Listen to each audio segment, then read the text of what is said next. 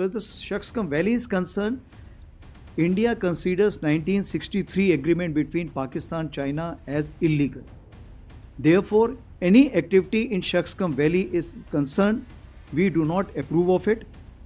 सुन लिया आपने, यह है भारतीय थल सेना प्रमुख जनरल उपेंद्र द्विवेदी, जिन्होंने चीन को, पाकिस्तान को करारा जवाब दिया है। यह जवाब है शक्सगाम वैली पर, जिसे लेकर पाकिस्तान से लेकर चीन तक छाती पीट रहे हैं, ड्रामा कर रहे हैं। CPEC 2.0 के अनाउंस के वक्त जिस तरह से चीन और पाकिस्तान ने एक दूसरे की पीठ थपथपाई, उसे लेकर भारत ने पहले सख्त आपत्ति दर्ज की। उसके बाद चीन भी सामने आया और उसने कहा कि वो बिल्कुल स्वतंत्र तरीके से अपने फैसले कर सकता है। हालांकि शक्सगाम वैली पूरी तरह से भारत का है और ऐसे में जो करार पाकिस्तान और चीन ने 1963 में किया था वो अवैध है। यही बात वापस से भारतीय थल सेना प्रमुख ने अपने इस सालाना प्रेस कॉन्फ्रेंस में दोहराई और यह भी कहा कि वहां किसी भी निर्माण की भारत मंजूरी नहीं देता।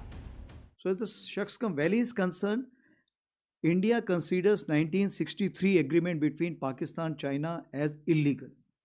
Therefore, any activity in Shaksgam Valley is concerned, we do not approve of it, and in this terms, MEA has already issued the statement. Therefore, the joint statement which has been issued in China, what I understand about the CPEC 2.0, we do not accept it, and we consider that it is an illegal action which is being carried out by the two nations. Bharat और चीन के इस वक्त रिश्ते कैसे हैं, LAC पर हालात कैसे हैं, इसको लेकर देश के थल सेना प्रमुख जनरल उपेंद्र द्विवेदी ने सेना की सालाना प्रेस कॉन्फ्रेंस में बड़ी जानकारी दी है। उन्होंने कहा है कि इस वक्त हालात काबू में हैं, लेकिन निगरानी और चौकसी पुरजोर तरीके से की जा रही है। चाइना को लेकर धीरे धीरे विश्वास बनाने की कोशिश की जा रही है, लेकिन इसके लिए दोनों पक्ष आपस में पहल कर रहे हैं। हम लाइन ऑफ एक्चुअल कंट्रोल की बात करें तो लाइन ऑफ एक्चुअल कंट्रोल में जैसे मैंने आपको बताया कि आज की डेट पे इट नीड्स कांस्टेंट विजिल।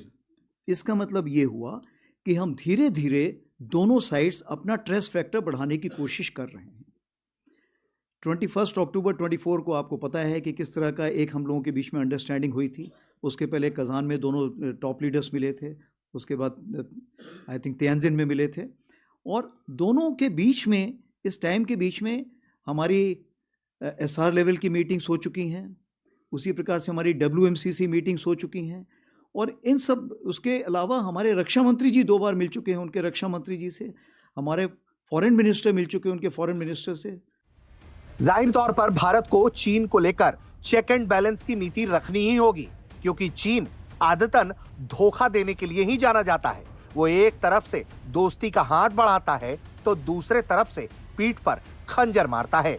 ऐसे में भारतीय सेना भी LAC के इलाके पर चौकसी लगातार बढ़ाए हुए है, निगरानी कर रही है, ताकि चीन कोई चालाकी करे तो उसका बराबर जवाब दिया जा सके। ब्यूरो रिपोर्ट, भारत तक।